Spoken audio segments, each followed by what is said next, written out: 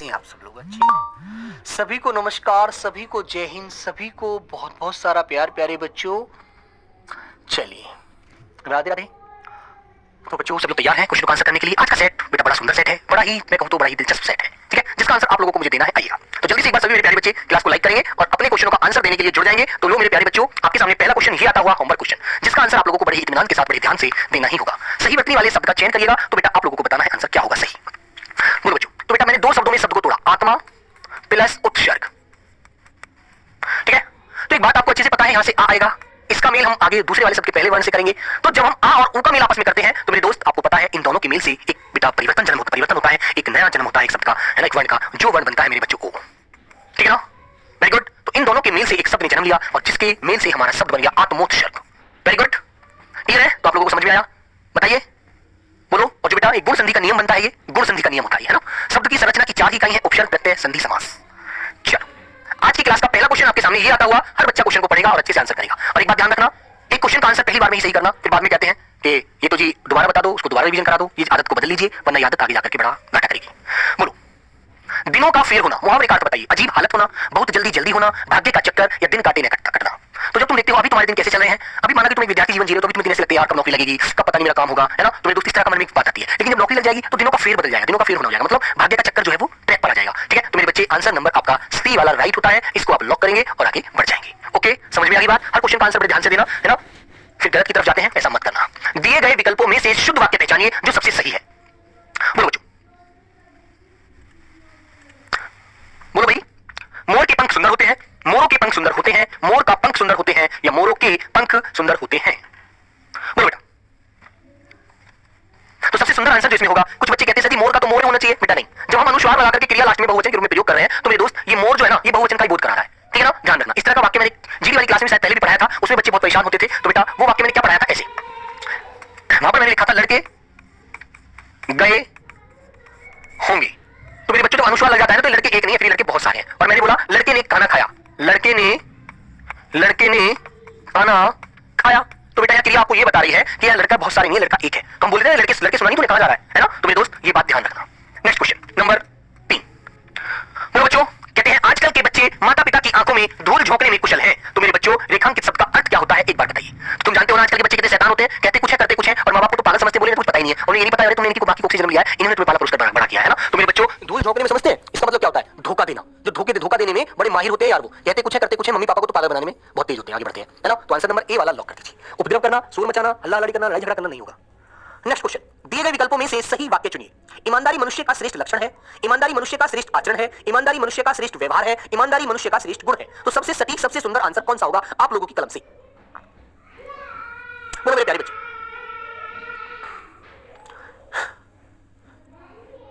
तो जिसका answer option number B आता है राइट आंसर, ईमानदारी मनुष्य का श्रेष्ठ गुण है, जिसके लिए 58% बच्चे ने मात्र आंसर किया है, जो बड़ा कम आंसर है यार।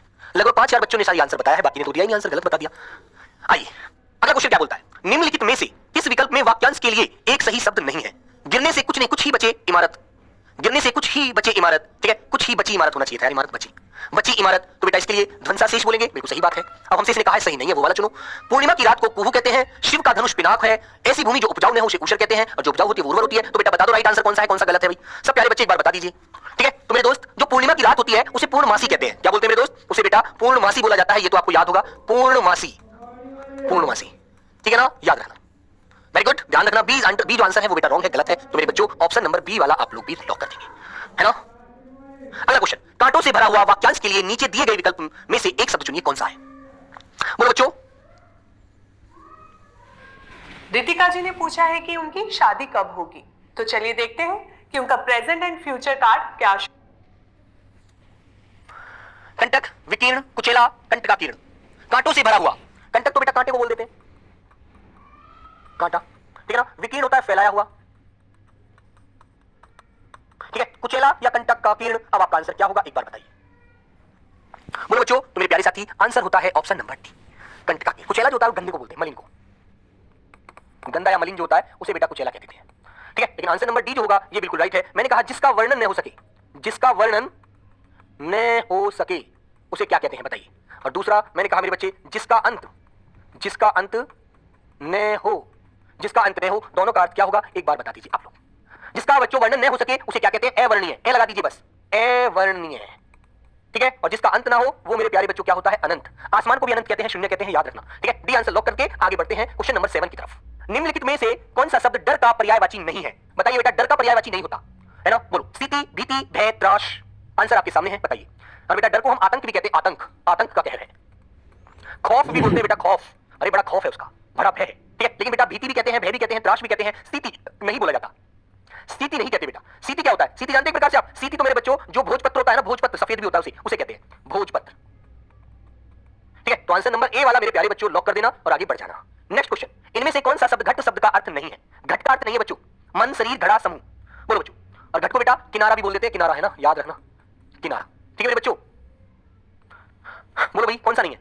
तो बेटा याद रखेंगे, घट का अर्थ मन भी होता है, शरीर भी होता है, घड़ा भी होता है, किनारा भी होता है, किनारा भी होता है, और मेरे बच्चों कम भी होता है, कम, ठीक है ना। लेकिन समूह नहीं होता यार, समूह तो एक दल होता है, गुच्छा होता है, ग्रुप होता है, समूह नहीं होता, ठीक है। समूह क्या है बेटा? एक झुंड होता है, झुंड, ठीक है ना, याद रहेगी बात। समूह तो एक ग्रुप, एक सभा है ना। तो मेरे प्यारे बच्चों याद रखिएगा, डी वाला आंसर, बाकी तीनों होते हैं यार, ए बी सी सारे होते हैं, ठीक है। गलत हो गया कोई बात नहीं, आज गलत, कल तो सही कर दोगे पेपर में, बस। नेक्स्ट क्वेश्चन, उमापति किसका पर्यायवाची है बेटा? बताइए, उमापति किसका पर्यायवाची है? सब लोग बताओ एक बार, बोलो बच्चों।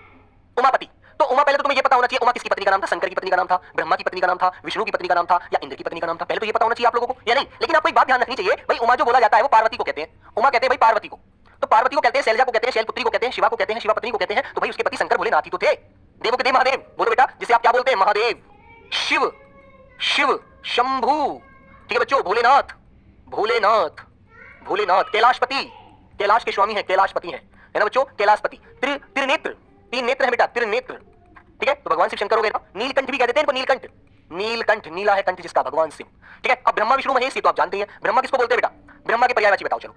तो ब्रह्मा के लिए बेटा लोकेश, अज, विधि, लोकेश, विधि, विधाता, विधि, विधाता, है ना, अज, ये सब हम ब्रह्मा जी को बोलते हैं। बोलते नहीं बोलते बच्चों? स्वयंभू, पितामह, स्वयंभू, स्वयंभू, पितामह, ठीक है। विष्णु भगवान को क्या बोलते हैं? नारायण, दामोदर, नारायण, नारायण, नारायण, दामोदर, ठीक है बेटा, दामोदर। और इनको हम क्या बोलते हैं? इनको माधव, पीतांबर, पीला वस्त्र धारण करते हैं, पीतांबर, ठीक है। माधव, माधव, केशव, केशव, गोविंद, गोविंद, चतुर्भुज, चार भुजाएं हैं जिसकी, भगवान शिव, चतुर्भुज, ये सब बोलते हैं। और इंद्र को बेटा, इंद्र को सबसे ज्यादा पूछा जाने वाला ये पर्यायवाची होता है शक्र, है ना। देवेश, देवेश, देवेंद्र, देवों के भगवान है बेटा, है ना। शुरपति, शुरपति, देवपति, ठीक है मेरे बच्चों। सुरेश, ठीक है ना। मधवा, वो तो माधव था वहां पर, ये बेटा मधवा है, मधवा। पुरंदर, ठीक है ना, याद रखना। और बेटा इंद्र को मेघ, मेघपति भी कहते हैं, क्योंकि बारिश के मेघनाथ भी इनका नाम बोल देते हैं, है ना, क्योंकि मेघों, मेघों के बेटा स्वामी है, इसलिए इनको मेघराज बोलेंगे, मेघराज, क्योंकि मेघों के राजा है, मेघराज, है ना भाई, मेघराज, याद रखेंगे, ठीक है। चले आगे, हाँ चलो, तो आंसर नंबर ए वाला लॉक कर दीजिए। अगला क्वेश्चन मेरे प्यारे बच्चों, मीनाक्षी का अर्थ क्या होता है? और एक बात और बता रहा हूं, आज मीनाक्षी का पर्यायवाची आपसे पूछ ले कोई भी, तो बेटा आपको एक ही बात ध्यान रखनी है, क्या? मीनाक्षी मछली का पर्यायवाची मत बता देना, मछली दुर्गा का पर्यायवाची होता है बेटा, मछली दुर्गा का पर्यायवाची होता है। शेर सवारी, शेरों की शेरावाली, है ना। और मेरे बच्चों दुर्गा, नवदुर्गा, नवरात्रि, ये सब इसकी पर्यायवाची है दुर्गा की, है ना। चंडी, सब दुर्गा की।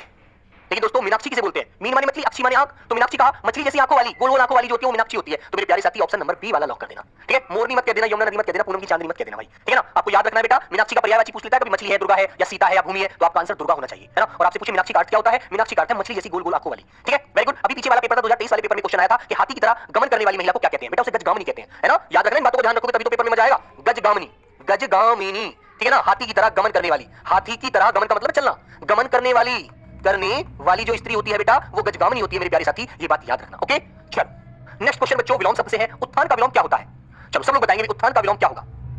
उत्थान, उत्थान का मतलब समझते हैं? किसी चीज का निर्माण होना। कहते हैं यार कार्य निर्माण हो रहा है, उत्थान हो रहा है। और जब बेटा कोई चीज नष्ट हो जाती है तो मेरे प्यारे साथी उसका मतलब क्या होता है? पतन हो जाना। कहते हैं यार उसका तो पतन हो गया, वो अच्छा खासा लड़का था, पढ़ता था, अच्छा खासी मेहनत करता था, लेकिन पता नहीं उसे कहां से नशे की लत लग गई और उसका जीवन नष्ट हो गया, उसका पतन हो गया, है ना। तो मेरे बच्चों ऑप्शन नंबर बी वाला लॉक कर देना। प्रस्थान का विलोम क्या होता है? बताएगा कोई? प्रस्थान, प्रस्थान माने जाना, और बेटा आगमन माने आना। तो प्रस्थान का विलोम आप क्या बता देंगे? आगमन बता देंगे, ठीक है। अथ का विलोम बताओ, चलो मुझे सब लोग अथ का। विस्थापन का विलोम बेटा मैं बताऊंगा, अथ का विलोम मुझे आप बताइए।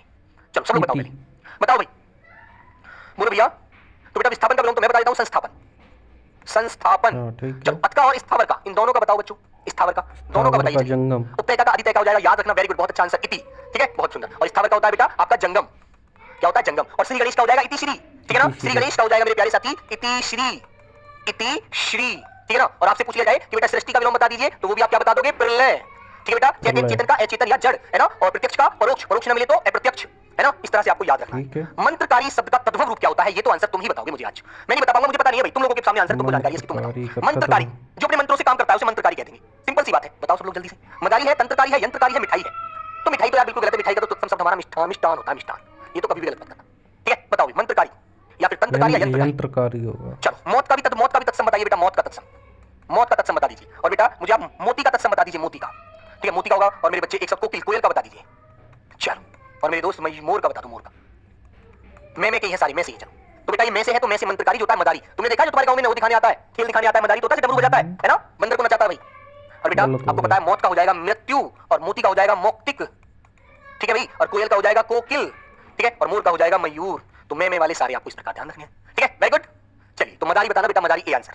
नेक्स्ट क्वेश्चन नंबर 13, निम्नलिखित में से संज्ञा की दृष्टि से असंगत युग्म है कौन सा? आंसर आपके सामने है, क्वेश्चन भी आपके सामने है, तो आपका आंसर देना तो बनता है ना। सर ओम चिन्ह कैसे लिखते हैं बेटा? विकास या चिन्ह पढ़ रहे हो क्या? ओम तो कोई चिन्ह भी नहीं है मेरे भाई इसमें तो, ठीक है? बोलो बेटा, तुम्हें पता है एक ओम ऐसे होता है ना? एक ओम ऐसे होता है, ये तो मंत्रात्मक होता है, भजनात्मक होता है ना? समझते हैं? बोलो भाई सब लोग। तो बेटा संज्ञा की दृष्टि से असंगत युग्म है। बंदर एक जाति है, बिल्कुल सही है। मोटाई एक भाव है, बिल्कुल सही है। नेपाल एक देश है, विशेष है, व्यक्ति है। लेकिन बेटा जो घृणा है, घृणा, प्रेम, बचपन, अपनापन, सजावट, गड़गड़ाहट, बनावट, चिकनाई, सब क्या है? सब क्या है बच्चों? मेरे बच्चों वो एक भाव है, जाति नहीं है। ये एक भाववाचक संज्ञा है, भाववाचक, ठीक है भाई? और मैंने तुमसे पूछा कि ये बताओ लकड़ी कौन सी संज्ञा है? लकड़ी कौन सी संज्ञा है? जाति है, भाव है, या व्यक्ति है, या फिर द्रव्य है? बोलो बच्चों, बोलो सब लोग एक बार, लकड़ी कौन सी संज्ञा है? लकड़ी। तो आप क्या बताएंगे? लकड़ी द्रव्यवाचक या पदार्थवाचक है यार, जाति मत बताइए भाई। लकड़ी द्रव्यवाचक है ना? लकड़ी, तेल, डीजल, पेट्रोल, घी, है ना, कोयला, सभी द्रव्यवाचक, पदार्थवाचक बताना। सोना, चांदी, तांबा, पीतल, सभी। हे राम मेरी रक्षा करो, इस वाक्य में कौन सा कारक है? हे राम मेरी रक्षा करो, हे प्रभु ये क्या हो गया?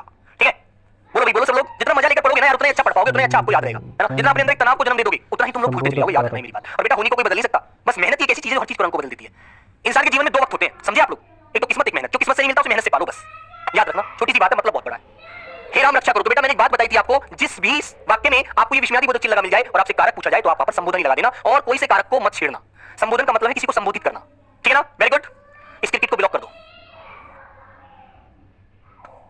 ठीक है? इसे क्रिकेट खिलवाओ, क्रिकेट पूछने आया है मुझसे। क्वेश्चन नंबर 11 वाला एक मुर्गा फिर फंस गया आज, और मैं शुरू में कह के चला था कि आज कोई भी डाउट मत क्रिएट करना, हर क्वेश्चन को ध्यान से पढ़ना। एक 11 वाला फिर आ गया, देखो आज ये बच्चे पढ़ते नहीं है, इसे ध्यान लगाकर ध्यान नहीं देते। चलो कोई नहीं, 11 बेटा बताऊंगा, रुक जा अभी। इसके बाद ही बताऊंगा। प्रश्न में मात्र एक शब्द की वर्तनी शुद्ध है ना? उन्हें चिन्हित कीजिए कौन से हैं। बोलो भाई, एक वर्तनी शुद्ध है बस। सी ऑप्शन सही है। क्यों किसी के क्वार तोड़ा है? नो किसे क्वार।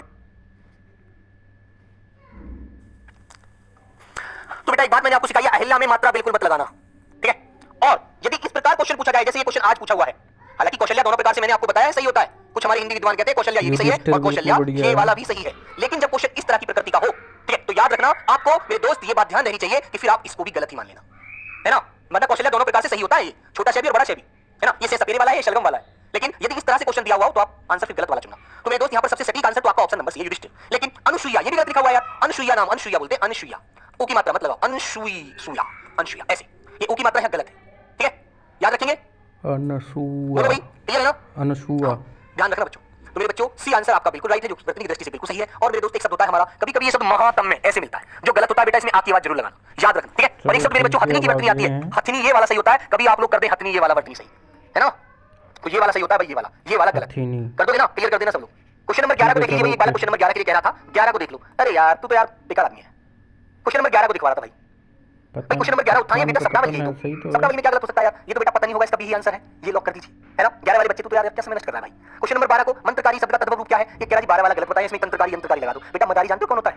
मंत्रकारी का जो तद्भव रूप है मदारी होता है, जिससे मोटे मदारी आ गया खेल दिखाने, समझे क्या यार? तुम मजा लेते हो इन चीजों में भी। चलो ठीक है, ठीक है, ध्यान रखो बेटा, मदारी उसे कहते हैं जो खेल दिखाने के लिए आता है गांव में बंदर लेकर के, उसको है ना? छोड़ो, चलो आगे चलो, पढ़ाओ आगे। क्वेश्चन नंबर 5 को भी कह रहा था, उसकी भी सुन लो भैया, वरना गुस्सा करेगा फिर यदि आपने सबकी सुनी मेरी सुनी। अरे मेरे राजा, मेरे बाबू, मेरे सोना, बेटा गिरने से कुछ नहीं, कुछ ही बची इमारत जिसे हम ध्वंसा शीश बोलते हैं। सही बात है यार। पूर्णिमा की रात, थैंक यू।